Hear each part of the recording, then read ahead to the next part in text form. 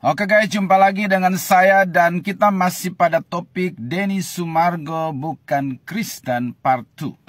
Ya, dalam video yang pertama saya jelaskan di situ bahwa untuk seseorang diselamatkan cukup percaya, bahkan tidak dibutuhkan satu perbuatan baik pun. Maka pasti memunculkan pertanyaan, bagaimana dengan perbuatan baik atau konsep berbuat baik di dalam kekristenan? Ya, dalam kekristenan mengenal juga konsep perbuatan baik, tetapi bukan untuk diselamatkan, melainkan karena telah diselamatkan. Apa maksudnya? Pada suatu kali Yesus menyampaikan suatu perumpamaan kepada Petrus untuk menjelaskan hal ini. Ya, Yesus berkata bahwa ada dua orang yang berhutang, ya, kepada seorang pelepas uang atau seorang katakanlah rentenir. Yang satu berhutang 500 dinar, satu lagi 50 dinar. Karena kedua-duanya tidak mampu membayar, maka si rentenir ini menghapuskan hutang mereka. Ini rentenir yang baik ya tentunya ya. Menghapuskan hutang mereka. Lalu Yesus bertanya kepada Petrus, mana dari dua orang ini yang akan paling berbuat banyak kasih? Ya. Lalu Petrus berkata, saya rasa yang pertama, yang paling banyak hutangnya. Dan Yesus berkata, benar.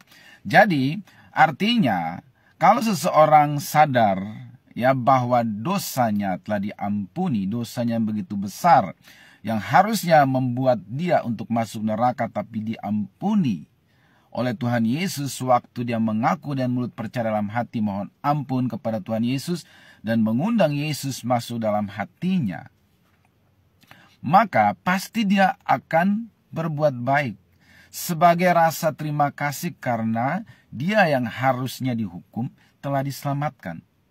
Jadi orang Kristen itu berbuat baik karena sudah diselamatkan dari dosa, dari penghukuman karena dosa.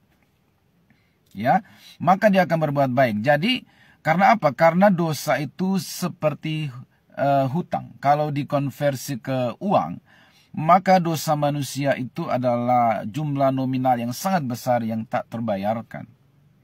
Ya, maka Yesus datang bermurah hati karena begitu besar kasih Allah akan dunia ini, sehingga ia mengaruniakan anaknya yang tunggal, yaitu Yesus Kristus, supaya barang siapa yang percaya tidak binasa, melainkan beroleh hidup yang kekal. Ya, dia datang menebus dosa kita karena kita nggak sanggup bayar. Tugas kita apa? Tunjukkanlah rasa terima kasihmu atau balas budimu kepada Yesus semampu yang kau buat. Itulah konsep perbuatan baik. Karena kita mengenal pepatah mengatakan hutang budi dibawa mati. Ya, kalau kita pernah ditolong seseorang, maka kita merasa berhutang budi. Itu nggak bisa dibalas. Pertolongannya pada waktu kita sangat membutuhkan itu tidak bisa ditukar dengan apapun, kecuali kita balas budi semampu kita, dan itu pun dikatakan dibawa mati. Tak akan pernah terbalaskan momentum ketika dia menolong kita pada waktu susah itu gitu loh. Nah, itulah yang dilakukan Yesus kepada kita. Maka tugas kita adalah menunjukkan rasa syukur kita dengan berbuat baik. Ya, berbalas budi kepada Tuhan Yesus semampu yang kita buat. Itu pun tidak bisa membalas semuanya. Ya, karena hutang dosa itu hutang nyawa, dan bayarannya adalah harusnya nyawa kita juga dilemparkan ke dalam neraka. Tapi karena kasihnya, dia datang mengangkat dan menyelamatkan kita. Maka sebagai rasa syukur kita harus berterima kasih dengan menunjukkan perbuatan-perbuatan baik, menolong sesama, rajin beribadah, membaca Alkitab, berdoa, mengampuni sesama kita, dan seterusnya. Semua perbuatan baik itu dasarnya karena aku telah diselamatkan. Bukan karena supaya aku diselamatkan. Karena perbuatan baik tidak bisa menyelamatkan, agama pun tidak bisa menyelamatkan.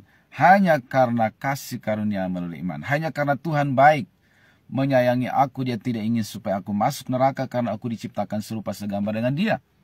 Maka dia datang mati di kayu salib, menanggung dosa yang harusnya aku tanggung. Maka yang perlu kubuat adalah mengaku dan mulut percaya dalam hati bahwa Yesus itu Tuhan. Mohon ampun atas segala dosaku dan minta dia menyucikan hidupku dengan darahnya dan mengundang dia masuk dalam hatiku. Maka detik itu juga aku diselamatkan dan namaku tercatat dalam kitab kehidupan. Selanjutnya dalam hidup yang Tuhan anugerahkan, aku harus berbuat baik sebagai tanda kasihku kepada Dia. Makanya di dalam Galatia 5:13 di situ dikatakan, saudara-saudara, memang kamu telah dipanggil untuk merdeka, tetapi janganlah kamu mempergunakan kemerdekaan itu sebagai kesempatan untuk kehidupan dalam dosa, melainkan layanilah seorang akan yang lain oleh kasih. Karena kamu telah dimerdekakan, karena kita sudah diampuni, maka layanilah seorang akan yang lain. Hidup ini adalah kesempatan. Hidup ini adalah kesempatan, dan seterusnya, untuk berbuat baik selama Tuhan masih kasih kita kesempatan untuk hidup. Tetapi bukan untuk berbuat baik supaya masuk surga. Justru karena udah selamat, maka kita harus berbuat baik sebagai tanda terima kasih kita kepada Tuhan. Semoga jelas. God bless.